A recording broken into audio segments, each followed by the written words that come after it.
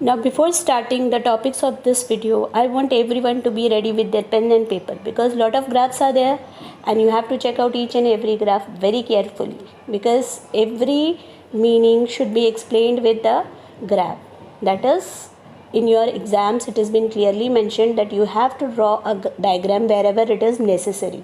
So check out each and every diagram very carefully. Now here first we will get into the topic of total cost. Now what do you mean by total cost? Total cost refers to total obligations incurred by the firm in producing any given quantity of output.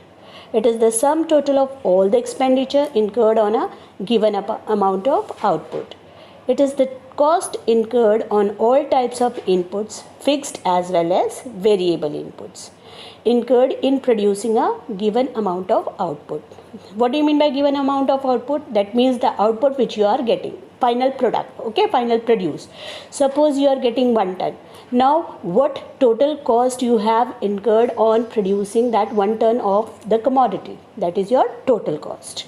Okay, now what is the formula for total cost? That is total fixed cost. Fixed cost, you know, fixed cost is fixed, constant plus variable cost. Okay, now shape of the curve. Total cost curve has been obtained by adding up vertically the fixed cost, total fixed cost, and TVC, that is total variable curve cost. Okay, because total cost is the sum total of total fixed cost and total variable cost at every level of output. Since a constant fixed cost is added to the variable cost, the shape of the total cost is as same as that of a total variable curve. The curve doesn't originate from origin but from point A because TC is the sum of TFC and TVC, and TFC is never zero. What is TFC? Total fixed cost. You have seen total fixed cost is a vertical line parallel to the x-axis, right? You have previously checked out this graph and you have seen that it is never zero. So TFC is never zero even when the output is zero. When the output is 0 but the TC is equals to TFC initially when the output is 0. Therefore, like TVC, TC increases at a decreasing rate initially and then at a increasing rate. It is like TVC curve, initially concave downwards and then concave upwards. It is parallel to TVC. Now when you will check out ahead, I have given you a graph also of total cost. Now when you will check out, actually in simple language, if you will see what is total cost. Total cost starts from where our production begins. Okay, so do remember total cost, no doubt it is the sum total of total fixed cost and total variable cost, but it starts from where our production starts. Fine. Total fixed cost is the cost which is constant. You have to incur though there is no production. Fine. So that is the difference. That total fixed cost is parallel, but total cost will start from total fixed cost. It won't start from the origin. See, just now I have explained you this is what the graph is. You can see the graph very well. You can see that the total cost is not been drawn from the origin. Fine. So that is what it starts from where the production starts. Fine. This is what the graph is. It is touching y-axis. Can you see that? Then it is concave first from downwards, then from upwards. It is like total variable cost only. But the only difference is it is not starting from the origin. Now average cost curve. We are going to check out how many types of average cost we have. Now in the row first is average fixed cost. Now what is average fixed cost? Average fixed cost is the per unit cost of a fixed factor. It is obtained by dividing total fixed cost with total units of output produced. That is, see the formula you can check out, that is average fixed cost is equals to total fixed cost upon Q. Q is what? Quantity, that is the unit of quantity produced. Okay. Now average fixed cost falls with increase in output because the total fixed cost is spread over larger and larger units as output increases. Now average fixed cost, what happened? It falls with increase in output.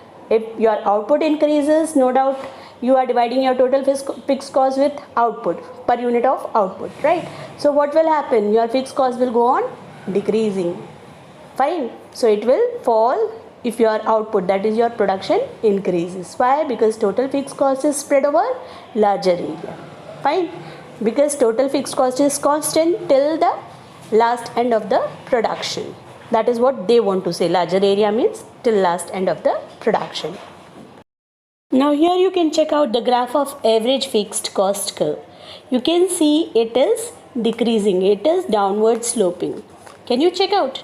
So why? Because as soon as your total level of output will increase, that will reduce your average fixed cost. Why? Because what is your formula? Total fixed cost upon quantity, that is unit of output which is being produced.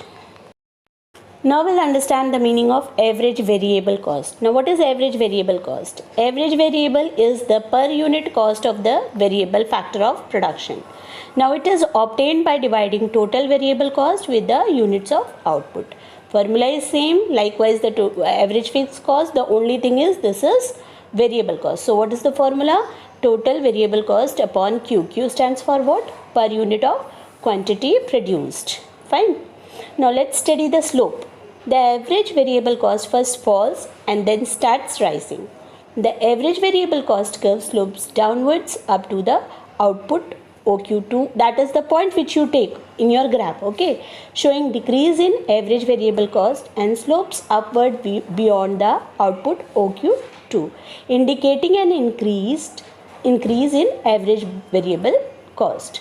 Hence average variable cost is U-shaped. Initially it is negative sloped and then positively sloped. It follows directly the law of variable proportion. The average variable cost falls up to optimum capacity level of output due to increasing returns and thereafter due to decreasing returns due to variable factors. Okay, we know very well how it happens. First it is increasing returns. So that is why average variable cost, what happened? It starts sloping downwards. Then it goes on increasing. Why? Because then we have negative returns. Fine. So average variable cost will increase. That means compared to output, my variable cost, that means the cost which I am incurring is increased. So that is why it is U-shaped. We will check out the graph ahead. Now you can check out the graph here. You can see it is starting from up. Why? Because here my variable cost is at the max. Now though it is maximum, but my output is also increasing. When my output is more, if I will divide it with my total variable cost, what I will get? I will get less. So what happened? In the beginning it is decreasing. Then later on in between it is constant and then it moves upwards. Fine. So that is why it is U-shaped. Now here I have given you a combined graph of all the cost, average fixed cost, average variable cost, marginal cost. Okay, so that you can get the clear picture. Now this is how they intersect each other. So if at all you have been asked combinedly, you will answer the graph in such a way. Now suppose any relationship is asked, like average variable cost and average fixed cost, so you will combine these two. Same way if it is asked marginal cost and average cost, you will combine the two, whatever it may be. Fine. So that is why I have given you one combined diagram for your reference. Now next in a row is average cost. Now what is average cost? Average cost is the per unit cost of fixed and variable factor of production. Average cost is what? That is equals to total cost. Fine. Fixed cost, total fixed cost upon Q. Q is what? Q is your quantity produced. See, for average cost you have two formulas. One is total cost upon Q, another is AFC, that is average fixed cost plus average variable cost. So any you can get. Do remember these all formulas, you will remember because you will get numericals on this ground. Fine.